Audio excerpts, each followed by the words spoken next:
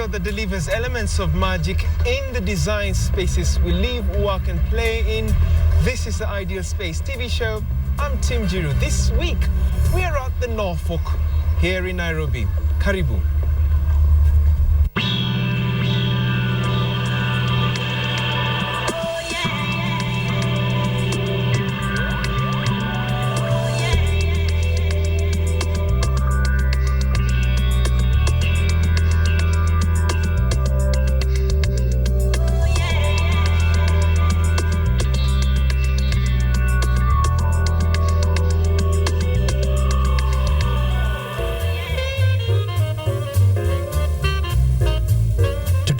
Into the famous Fairmont Norfolk Hotel will be like no other. Here is why. First, anyone who's been here can tell you that the space has maintained its Victorian architecture and at the same time continue to titillate designers of all walks through its finesse and charm.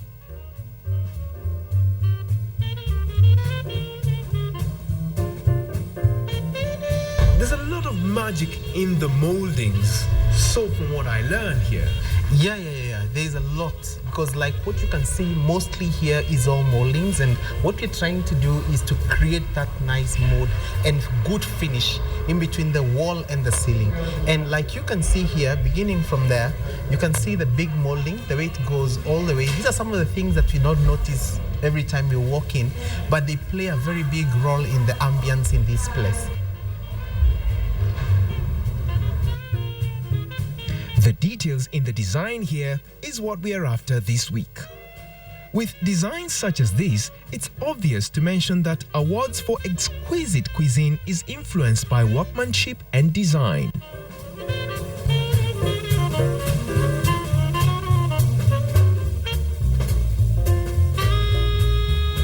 Pretty thing about the molding is that they're also very easy to install.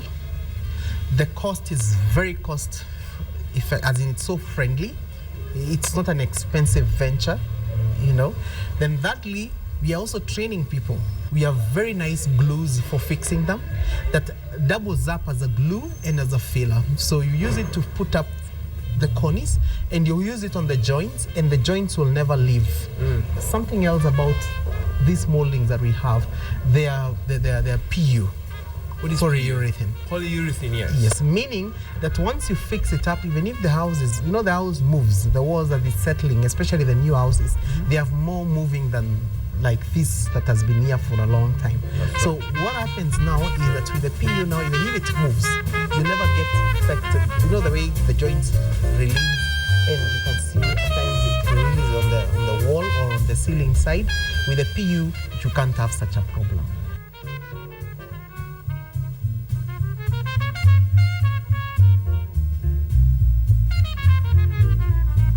I want to take you through this tattoo all itself.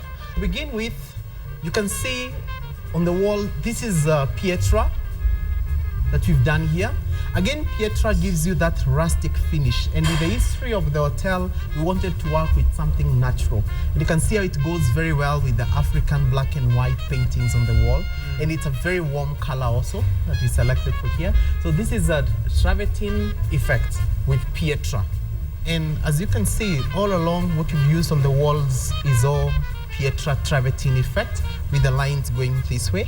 Then when you go up, again, you get the lighting now that washes it up to give it that nice ambience in the film. What I picked is that there's a lot of parallel lines going across the Pietra effect. But what effect are you creating in the whole restaurant? If you look at this restaurant, Tim, you realize it's so narrow this way, but it is long.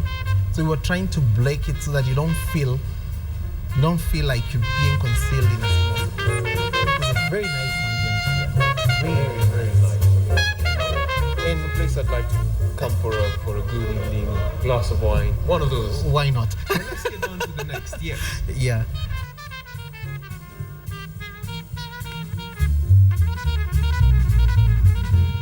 And this is a travertine stone that you've used here. There's a lot of it here. And with it, as it's aging, it looks even better. You're looking at a very rustic finish, very, very rustic. It will have more character. Then it will have aged. Some areas will look more beigeish and a very nice feel out of it. And as you can see, because it's a natural stone, you can see the colors of the stone keep changing. Like where you're standing now, you can see it's very dark, you know. Well, this side is dark. Yes, and then yes, a bit yes. of light over here. Exactly. Maybe a bit of darkness over here, but yes.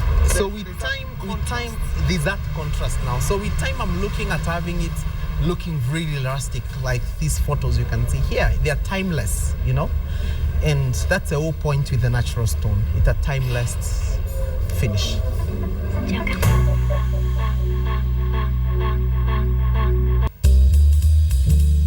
Hi, welcome to my ideal space. Come on in. This is my ideal space, my bedroom, my world, and where I live basically most of the time when I'm not at work. Why so many pillows? I'm the kind of a person who likes to be surrounded by a lot of things. I decided to use pillows. Each pillow is from a different country that I've visited. We've talked about feature walls in a couple of episodes on the ideal space. Now that is one of those feature walls? Yes. What's the story there? That was a gift from one of my nieces when she went to China. So I decided that I wanted to put it up, wanted to show her that I appreciated her choice of what she got for me. Initially, when we did the house, I was still a student. So we did this bedroom 5 years ago. I decided to use more flat paint in terms of flat color because I knew I was going to sort of design the room with a lot of African artifacts, a lot of craft work from not only Africa but also from around the world, from where I've traveled to.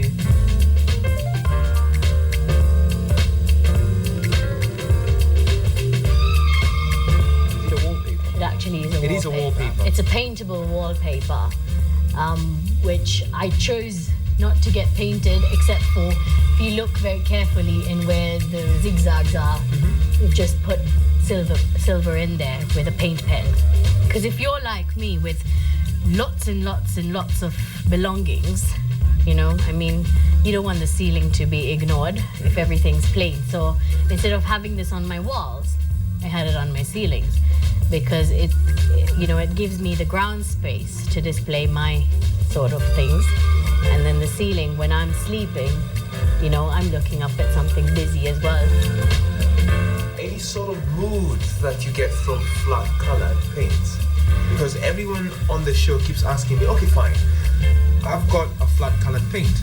Can I create a sort of a mood in the space that I'm living in or even playing in? Yes, because color affects you psychologically. For a lot of people, red would be a very aggravating color. It would be a very energizing color.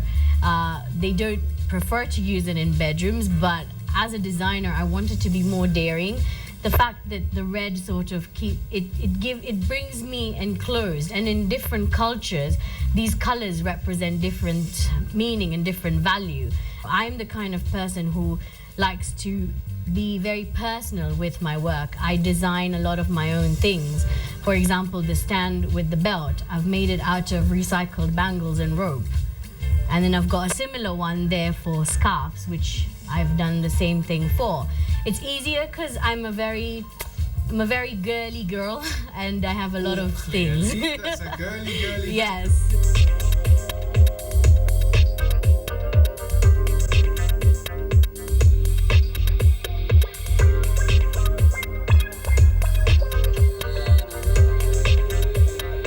Come from a flat paint and then you have Mazeras on the other hand.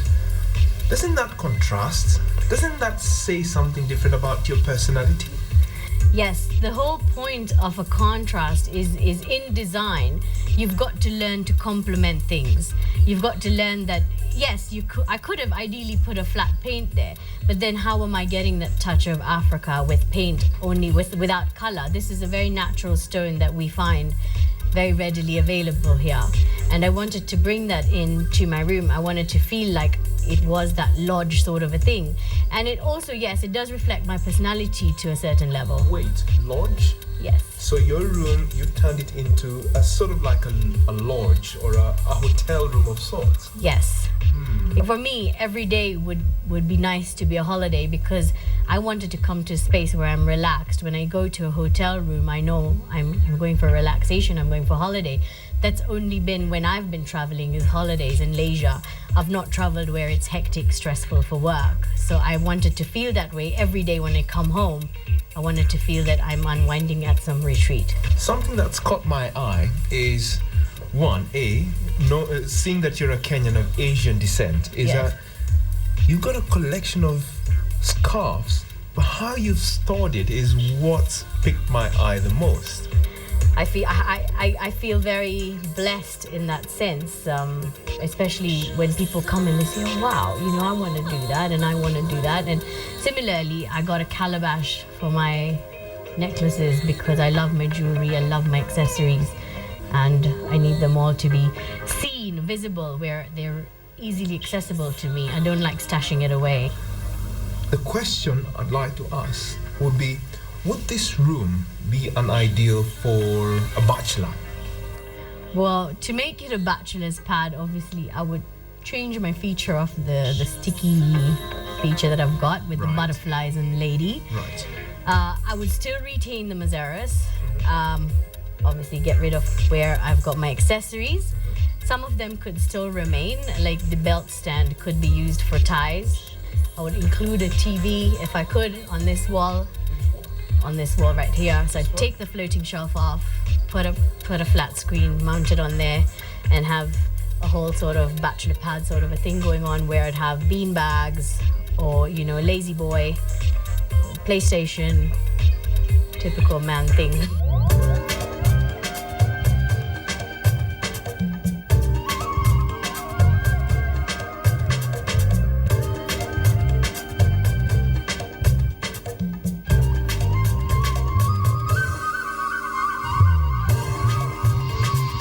Tips for the viewers is you don't have to have traveled the world, you don't have to have traveled the globe to accessorize your rooms. You could make do with what you have. You could be a collector of coins, you could be a collector of stamps.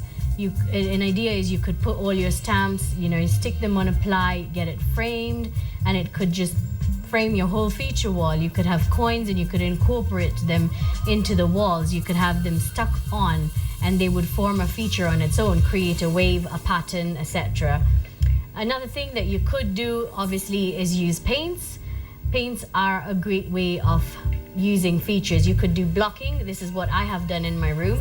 I've blocked one section of the room with a fresh biscuit color, and the others are the sachet red. The good thing is that this red, it shows you how it can be used. When you look at it on an ambience card or a color card, you can't imagine a room in this color. But when you actually apply it, this is what it is. You can bring out the beauty of the room with the colors. The colors I used were obviously Crown colors, which are the best paints. And Mazaras wall, I have introduced it. Yes, it's not a paint, but again, it's a different material, it's a different feature, and I've used Crown varnish to gloss over the Mazaras. Thank you all for visiting my ideal space. I'd like to ask you, how ideal is your space?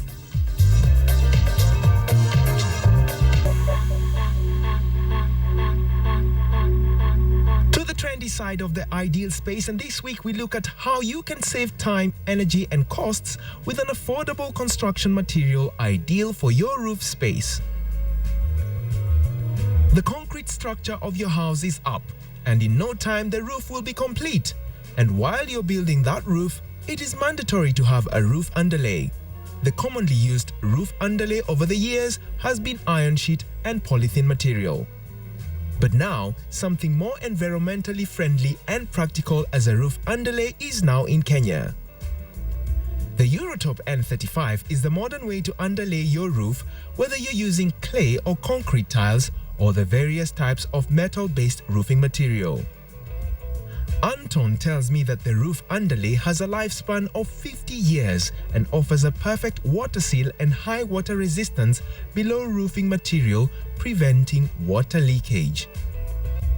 Its breathable membrane keeps any condensation or humidity from building up in the attic, and this allows for ventilation in the attic space. The installation of the roof underlay takes a fifth of the time of conventional underlays in East African market, and suits any type of roofing material. This is Eurotop N35. It also is a roof underlay. And you can see it's green in color. It has many advantages over the Mabati and the plastic. The first and most important is the roll is bigger, as you can see. It's 1.2 meters tall, as opposed to Mabati, which is about 1 meter.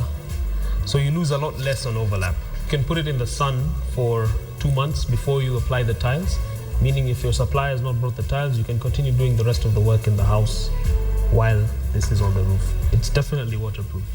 When you put a nail in it, it seals itself around the nail, unlike the other two products. Yeah. It is a fabric, but it is a special fabric. It is what is used throughout the rest of the world. You actually breathe. You can breathe inside it. But not outside it. Not outside. You can only put the air one way. Oh, the air is one, because when I breathe, there's air that can go in. It can go. But on this side, you Can't push it out. You can't push it out. Okay. Correct. That's why I say you can allow vapor in, but not out. You can allow vapor out, but not in. Yeah. Good. So how do you apply it on the roof? Do you place it with the green side facing up, or do you apply it with the white side facing up? The green side faces up. Okay. What about heat? Leaving it in the sun for the longest. I'm sure you have mentioned this one before, but It's got a degree of UV resistance, which means you can keep it in the sun. Like you can leave it under the rain and sun for 2 months, allowing you to do construction inside the house. The other two products, of course, metal will rust once it gets rained on, and plastic will disintegrate in the sun. what about the question of costs? Or are you looking at wine by the glass, wine by The thing I don't understand is, just because it's new, people have not accepted it, but it's cheaper than both the Mabati and the plastic.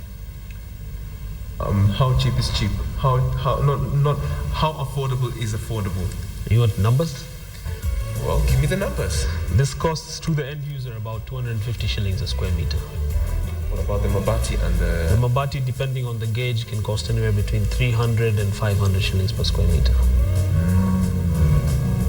So this one's more affordable compared to... Affordable is the correct word, yes.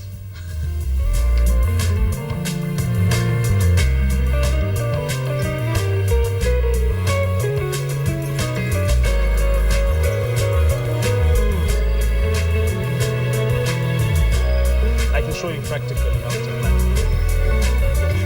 Yeah, so we can come over here. We can come down this way. Basically, it can be applied with any type of roofing material. On this, what we have here, we have the truss, the underlay, and the battens. Yeah. What we do, we put the Eurotop on top of the truss, and put the batten. Here we have a cross batten, which is a new technology as well. What happens here, you don't put the batten directly on the truss, which means there's a gap for water to go through. Yeah. Most people in Kenya currently, they put the batten directly on the truss, meaning water always gets caught.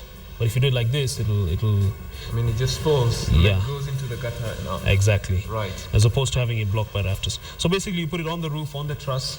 You use one nail to nail the batten to the truss, meaning you only use one nail as opposed to two. So you use half the amount of nails. So that brings the cost of constructions down.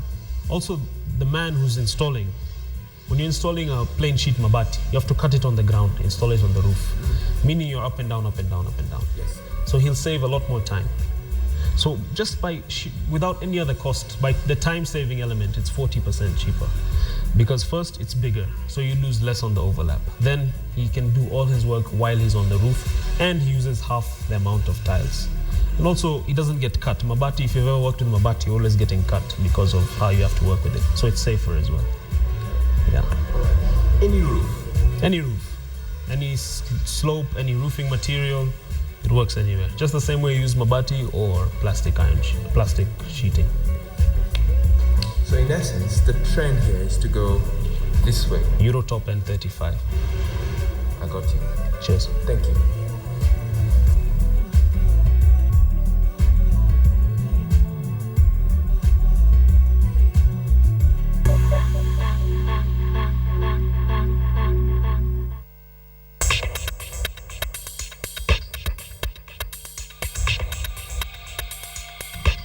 The little boy's room is I feel very organized for a child's room.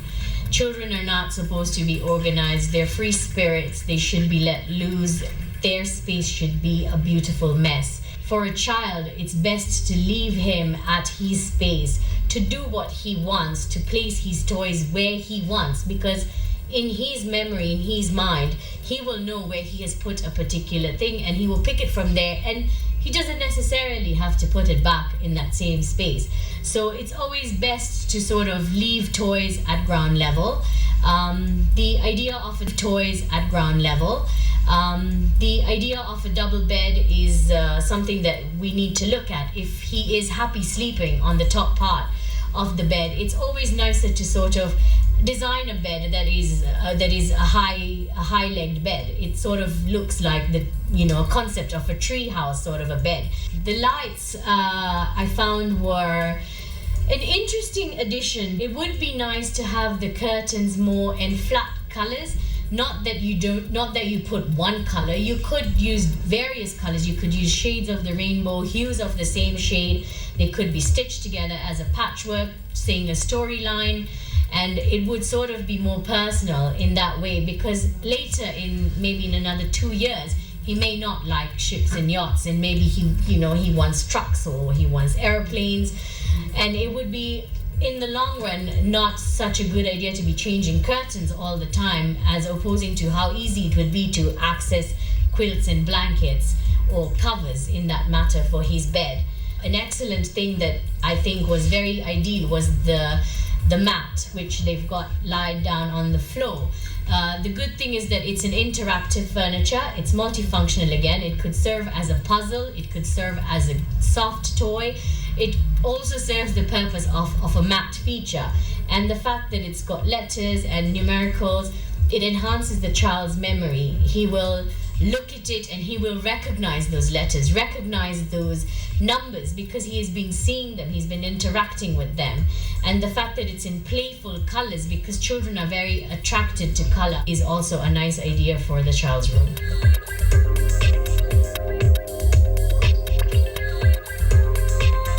Look, moldings right over there, or rather chair rails, as what we've learnt on the show, and even moldings that decorate the ceilings of this great space where people come to play, or even others come to work. Now, the question I like sharing with you is, how ideal is your space? In the weeks to come, I'd like to read a lot from you, either through email, tweet me, or even our Facebook address, which is on your screen. I'm Tim Jiru. We leave it here for now. See you next week. Bye.